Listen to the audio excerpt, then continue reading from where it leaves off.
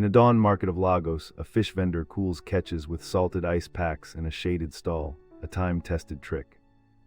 In Bangkok, a noodle cart uses bamboo lids and steam to keep dishes hot without electricity, turning heat into flavor.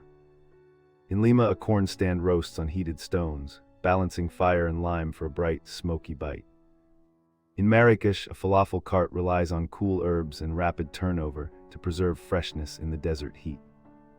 Across continents, these crafts blend science and culture, turning street corners into classrooms of appetite and ingenuity.